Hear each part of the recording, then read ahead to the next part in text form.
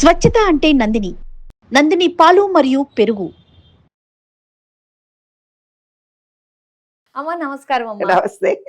ఒక మాట చాలా బాగుంటుంది. అది ఎక్కడ కనిపించినా కూడా చూడాలి చూడాలి అనిపించేటట్టుగా ఉంటుంది. జీవితంలో దాన్ని ఆపాదించుకోవాలి అనిపించేటట్టుగా ఉంటుంది. అదే విజయానికి 5 మెట్లు. అబ్బో, ఆ. 5 మెట్లు ఎక్కుదామా మనం? ఆ 5 మెట్లు ఏంటి? అది ఎలా ఎక్కాలి? జీవితాన్ని సక్సెస్ఫుల్ గా ఎలా ఎంజాయ్ చేయాలి? 5 మెట్లు ఎక్కితే చాలా, ఇంకా ఎక్కాల్సి వస్తే వద్దా? అమ్మో, ఆ 5 మెట్లు ఉన్నాయి కాబట్టే బాగుంది అనిపిస్తుంది. అంతేనా? ఓకే, 5 మెట్లు ఎక్కుదాం. 5 మెట్లు అంటే ఏంటంటే, జీవితంలో ఏదో ఒక సంకల్పం కలుగుతుంది మనకి. ఆ సంకల్పం అనేది మన శరీరంలో మూలాధారంలో వేస్తాం. అంటే ఒక ఆలోచన కలుగుతుంది. ఆలోచన కలిగినప్పుడు మాకు ఆ కోరిక తీరలేదు, పెళ్ళిళ్ళు కాలేదు, పిల్లలు పుట్టలేదు, ఏ కోరికలు తీరట్లేదు, ఉద్యోగాలు రావట్లేదు, ఏదేదో చెప్తుంటారు కదా సమాజంలో. చాలా వింటుంటాం మనం. అస్సలు ఎక్కడ దాకా వాళ్ళు ఏం ఆలోచిస్తున్నారు? ఒక చాయ్ కొట్టు పెట్టాడు, నష్టం వస్తుంది. లేదు ఒక భూమి కొనుక్కున్నాడు, ప్లాట్లు చేసి అమ్మాలని, అవి జరగటం లేదు. లేదు పిల్ల పెళ్ళి అనుకున్నాడు, ఒక ఇల్లు కట్టుకోవాలి అనుకున్నాడు. ఇట్లా ఏవేవో కోరికలు ఉంటాయి కదా నాన్న. ఏ కోరిక అయితే అతను ఫస్ట్ డిసిషన్ ఏం తీసుకున్నాడో, ఆ డిసిషన్లో ఏంటంటే, ఫస్ట్ ఒక ఇల్లు కట్టాలి అని అనుకున్నాడు, ఒక కారు కొనుక్కోవాలి అనుకున్నాడు, ఒక ఉద్యోగం కావాలి అనుకున్నాడు. ఫస్ట్ తనకి తాను అంత కెపాసిటీతో వర్క్ చేయగలనా లేదా అని తన శారీరక ఆరోగ్యాన్ని గురించి గుర్తించుకోగలగాలి. ఏమ్మా, నేను శ్రమపడి ₹1,00,000 కారు కొనగలనా? ఒక పార్ట్నర్గా ఇప్పుడు రామోజీరావు గారు ఫైనాన్స్ బిజినెస్ చేశారు, 15-20 చేశారు. ఇప్పుడు చాయ్ కొట్టు పెట్టేవాడు తన దగ్గర ఉన్న ₹1,00,000తో ఒక చాయ్ కొట్టు పెడతాడు. దాంట్లో నష్టం వస్తే జీవితం అంతా వాళ్ళ ఫ్యామిలీ మొత్తం పాడైపోతుంది. 4 చోట్ల నీవు ఇన్వెస్ట్మెంట్ చేస్తే, 1 నష్టం వచ్చినా, 2 నష్టం వచ్చినా, 3 నిన్ను కాపాడతాయి. ఆ విధంగా ప్లానింగ్ ఉండాలి మనిషికి. నా దగ్గర రీసెంట్గా ఒక అమ్మాయి నాకు ఫోన్ చేసింది. ఫోన్ చేసి ఏం చెప్పింది, మా ఆయన సైంటిస్ట్, మంచిగా కొన్ని జాబ్ చేస్తున్నాము, 70 లక్షలు 70,000 ఏదో మంత్లీ శాలరీ వస్తుంది. మా ఆయన ఓన్గా సేమ్ అట్లాంటిదే ఒక యూనిట్ పెట్టుకున్నాడు. పొద్దున వెళ్తున్నాడు, రాత్రి వెళ్తున్నాడు. ఇక్కడ కరోనా టైంలో కొంచెం అప్పులు ఎక్కువైపోయి కొన్ని అప్పులు కూడా చేసాము. ఇప్పుడు ఇది నడవటం లేదు, అప్పులకు ఇంట్రెస్ట్ కడుతున్నాము. ఈయన ఉద్యోగం చేయాలి. 24 గంటల్లో 20 గంటలు మా ఆయన ఉద్యోగం చేస్తున్నాడు, నాకేమన్నా సలహా ఇవ్వండి అంది. యాదృశ్చికంగా ప్రతి దాంట్లో కూడా ఎప్పుడైతే ఈ విశ్వంలో ఉన్న ఎనర్జీ లెవెల్కు తక్కువ ఎనర్జీ లెవెల్తో నీవు థాట్ ఫీలింగ్ స్టార్ట్ అయిందో, నెగటివ్నే నువ్వు ఆకర్షిస్తూ పోతావు. ఏమ్మా, ఈ నెగటివ్ భావంతో ఎట్లనో ఎప్పుడైతే బలహీనురాలివైపోయి బలహీనమైనటువంటి నెగటివ్ థాట్స్ పెరిగిపోతాయో, ఈ విశ్వంలో ఉండే నెగటివిటీ మొత్తం నీ దగ్గర. ఎందుకు? పేపర్లో చూస్తే నెగటివ్, పక్కింటి వాళ్ళతో చూస్తే నెగటివ్, పని మనిషితో మాట్లాడితే నెగటివ్, ఏ టీవీ న్యూస్ చూసినా, మీడియా చూసినా, సెల్ ఫోన్ చూసినా, ఒక్కటన్నా పాజిటివ్ ఉందా నాన్న? ఇవాళ మన జీవితంలో వెతుక్కుంటే ఉదయం లేవంగానే న్యూస్ చెప్తారు. ఆ న్యూస్ ఫస్ట్ నెగటివ్ న్యూస్. పెద్దగా జర్నలిస్టుల స్పెషలైజేషన్ అదే. ఏ తప్పు ఉందో దాని పైకి ఎత్తు అని. వాళ్ళ జీవితాలు కూడా అలాగే ఉంటాయి. ఎందుకంటే తప్పులించడమే అలవాటు పడిపోయిన జర్నలిస్టులు ఎవరైతే ఉన్నారో, ఇది చాలా అందుకే విశ్వ నియమాల మీద నేను రీసెర్చ్ చేసి 12 సూత్రాలను రాసి, భగవద్గీత కంటే గొప్ప గ్రంథాన్ని రాశాను నేను. దాన్ని విశ్వ నియమాలు అని పెట్టాను. ఆ విశ్వ నియమాలు 12 కనుక మనం పాటించినట్టయితే అసలు జీవితం చాలా ఈజీ. మీరు 5 మెట్లే అడిగినారు, దానికి 12 సూత్రాలు ఉన్నాయి. ఆ 12 అనుకోండి, భగవద్గీత అనుకోండి, అవంతా సంస్కృతం, మన మొహం ఒక ముఖం కూడా అర్థమై చావదు. వాళ్ళు ఏదో తాత్పర్యం చెప్తే తాత్పర్యం చదువుకొని అర్థం చేసుకుంటాం అంతే. కానీ చాలా ఈజీగా రాశాను నాన్న విశ్వ నియమాలనే ఒక పుస్తకము. భగవద్గీత కంటే గొప్పగా ఉంది. సరళంగా 8వ తరగతి పిల్ల చదువుకున్న దానికి కూడా అర్థమైపోతుంది.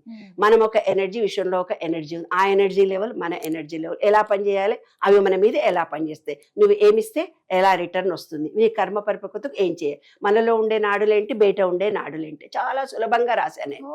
అలాంటి పుస్తకాలు కనుక ఏదైనా ఒకటి వచ్చి చెబితే, ఇలా 5 మెట్లు కాదు నాన్న, 5 సెకండ్లలో కూడా మన జీవితం అనేది చాలా సులభం అని మనుషులు తెలుసుకోగలుగుతారు తల్లి. అది జీవిత రహస్యం. తర్వాత ఏదైతే ఒక బిజినెస్ చేసి లాస్ వచ్చింది అన్నప్పుడు, ఆ నెగటివిటీని తగ్గించుకోవడానికే పూజలు, వ్రతాలు, మెడిటేషను, యోగా ఇవన్నీ కూడా అన్నారు. ఇప్పుడు మీరు ఏం చేస్తున్నారు? 5 జీవితంలో 5 రావాలంటే ఏ రోజన్నా మీరు భూమిలో కాళ్ళు పెట్టారా? ఇల్లు కావాలనే కోరిక ఉంది. ఇల్లే కావాలి అంటే భూతత్వంతో, మన శరీరంలో భూతత్వం లేకపోతే ఇల్లు రాదు. మన బాడీ స్టామినాగా ఉండదు. భూమిలో 5 నిమిషాలు రోజు ఖచ్చితంగా కాళ్ళు పెట్టాలి. ఎంతమంది పెడుతున్నారు చెప్పులు వేసుకోకుండా? భూమిలో కాళ్ళు పెట్టటం లేదు. పోనీ బయటికి వెళ్ళి చక్కగా మాట్లాడరా నాయనా అంటే ఆచుంపుచ్చుకో, ఇంగ్లీష్ సరిగ్గా రాదు, తెలుగు సరిగ్గా రాదు, మాట్లాడదామంటే ఆ భావాన్ని ఎక్స్ప్రెస్ చేసే కమ్యూనికేషన్ స్కిల్సే పిల్లలలో లేవు. మీరు గమనిస్తూ పోతుంటారు కదా. ఎన్ని తెలుగు మీడియం స్కూల్స్లోకి వెళ్ళి ఆరోగ్యం చెప్పమన్నా, ఏదైనా రికగ్నైజ్ చేయమన్నా అయోమయం జగన్నాథం. ఇవన్నీ జరగడానికి కారణం ఏంటి? ఆకాశాన్ని చూడకపోవడం. ఆకాశం అనేది శబ్దము. మన శరీరంలో ఉండేది కూడా గొంతు దగ్గర శివుడికి నీలిరంగు ఇచ్చి అది శబ్దము. ఆ శబ్ద శక్తి థైరాయిడ్ మనకు రాకుండా ఉండాలంటే ఆకాశాన్ని చూడాలి. ఆకాశాన్ని చూస్తూ ఉన్న వాళ్లకు శబ్దంలో మంచి మార్పు కలుగుతుంది. గురువులను పూజిస్తే గురు దోషాలు పోయి స్వచ్ఛంగా కమ్యూనికేషన్ స్కిల్స్ పెరుగుతాయి. చిన్న చిన్నవే, నేను కొత్త చెప్తలేను, ఆధ్యాత్మికంగా ఎక్కడికో వెళ్ళిపోయి కూడా చెప్తే సింపుల్ మాటలే కదా నేను చెప్తున్నా. ఈ ఆకాశాన్ని చూడడం ఎన్నడన్నా చూస్తామా? గబగబా బయటకు వస్తాము, ఆటో క్యాబ్ బుక్ చేసుకుంటాము, మళ్ళీ ఏదో బయటికి వెళ్ళిపోతాం, మళ్ళీ వస్తే రాత్రి వస్తే బయటికి పోయి అట ఆ టైము కాలం. ఇంకొక మాట మీరందరూ చెప్పే రెండో మాట, ఫస్ట్ది నేను ఈ గుర్తింపు చెప్పిన తర్వాత జ్ఞానం. ఇప్పుడు మీకందరికీ నేను జ్ఞానం ఇస్తున్నాను. జ్ఞానం అంటే కాలం లేదు, కాలం లేదు, కాలం లేదు, నాకు టైం ఎక్కడది, నాకు టైం ఎక్కడది. టైం ఎప్పుడు ఉండదు. కాలం అనేది ఆ రోజు 24 గంటలే, ఇవాళ కూడా 24 గంటలే. 24 గంటల్లో మీరు ఎందుకు ఎక్కువ పని చేసలేదు, వాళ్ళు ఎందుకు ఎక్కువ పని చేశారు? ఆ రోజు ఎక్కువ పని చేసిన వాళ్ళకు జ్ఞానం తక్కువ ఉంది, అంటే ఇంత జ్ఞానం లేదు.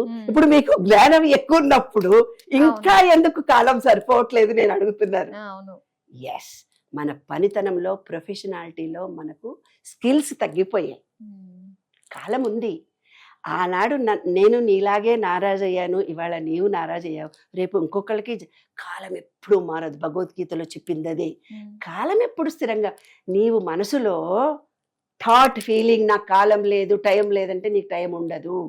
నాకు టైం ఉంది అనుకొని నీవు నమ్మకంతో, విశ్వాసంతో ఉంటే బోలెడు టైం ఉంటుంది.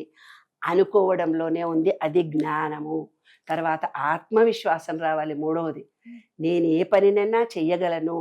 ఏంరా నువ్వు క్లాసులో మనకి వెనకటికి అడిగేవాళ్ళు, నన్ను ఏమడిగేవాళ్ళు తెలిసిన? ఏమవుతావురా నువ్వు? డాక్టర్వా, ఇంజనీర్వా, ఏమవుతావు? టీచర్ అవుతారు వాళ్ళ టీచర్ అవుతారు అనేవాళ్ళు.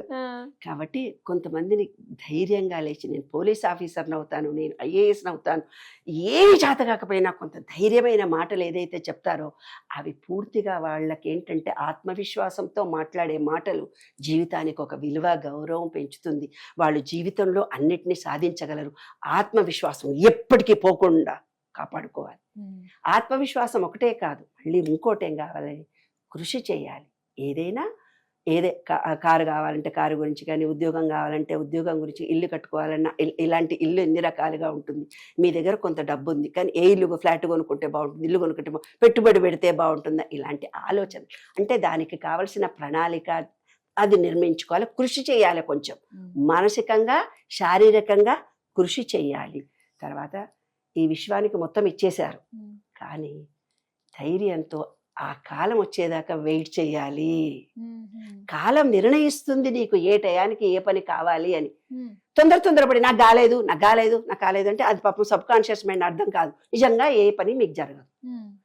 నేను కరెక్ట్గా సక్సెస్ఫుల్గా చేశాను, సక్సెస్ఫుల్గా ఆలోచించాను, నేను నిజంగా నీవు ఏమిస్తున్నావో అదే నీకు రిటర్న్ వస్తుంది. కాబట్టి మంచి ఆలోచన, మంచి పనిని, విశ్వంలో అందరికీ కృతజ్ఞత, ప్రేమ.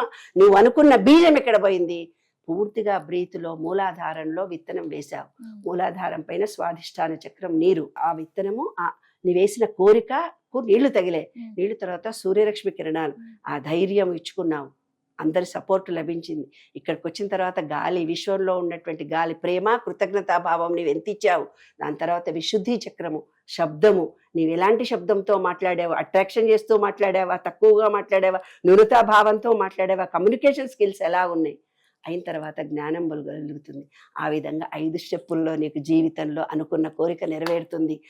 కాబట్టి బీజం వేసేటప్పుడు 5 స్టెప్పుల్లో కూర్చొని మెడిటేషన్ చేసి నీకు ఏది కావాలో అదృష్టవంతుడిని, ఆరోగ్యవంతుడిని, ఆ మూలాధారానికి గాలి వెళ్ళేటట్టుగా కోరికను చెప్పి మూలాధారానికి ఆ కోరిక చేరాలి.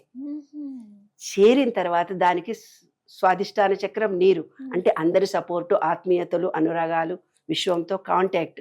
దాని తర్వాత సూర్యుడు, డైజెషన్ కెపాసిటీ తక్కువ ఉన్నోళ్ళు ఇటువంటి ఆలోచనలు ఏం చేస్తే సక్సెస్ఫుల్గా మంచి థాట్ రాదు. నువ్వు తినే ఆహారమే నీ ఆలోచన. సాత్విక ఆహారం తింటూ సాత్వికమైన పనులు చేస్తే నీకు మంచి ఆలోచన వచ్చి ఈ విశ్వం నీతోటి ఒక మర్రెని కట్ చేస్తేవి, గొర్రెని కట్ చేస్తే, చెట్టుని కట్ చేస్తేనే తప్పన్నాను, అక్కడ పోయి మేకను కట్ చేస్తేవి, అది విశ్వంలో అవి బ్రతకాల్సిన వాటిని నీవు చంపేశావు. కాబట్టి అది నీ శరీరంలోకి పోయిన తర్వాత అది ఎంత బాధపడ్డదో అంత ఎనర్జీ వస్తుంది సైంటిఫిక్గా. కానీ దాని నుంచి నెగిటివిటీ కూడా నీకు వస్తుంది. అది బాధపడుతూ చచ్చిపోయిందో ఏమో, నేను ఇంకా బ్రతకాలి అనుకొని చచ్చిపోయిందో ఏమో, దాన్ని ఎలాంటి టైంలో చనిపోయిందో ఏమో మనకు తెలియదు. కాబట్టి మనం తినే ఆహారం సాత్వికమైనప్పుడు త్రిగుణాత్మకమైనటువంటి ఆలోచన వస్తుంది, జీవితంలో సక్సెస్ అవుతారు. ఈ విశ్వంలో పంచభూతాలను ప్రేమించండి, మీ పంచభూతాలను యాక్టివేట్ చేసుకోండి. 5 స్టెప్పులు అంతే అమ్మా. ఈ 5 స్టెప్పులు, విజయానికి 5 స్టెప్పులు పంచభూతాల సహకారంతో, మనలో ఉన్న పంచ చక్రాల సహకారంతో 5 విత్తనం ఎక్కడ వేయాలి? మూలాధారంలో. అసలు ఎక్కడి నుంచి ఎక్కడికుందమ్మా, అసలు బయట విశ్వంలో ఉన్నది మన బాడీలో ఒక విశ్వం, ఇది ఒకటి. ఎస్, చాలా చక్కగా తెలియజేశారమ్మా, ధన్యవాదాలు. Thank you.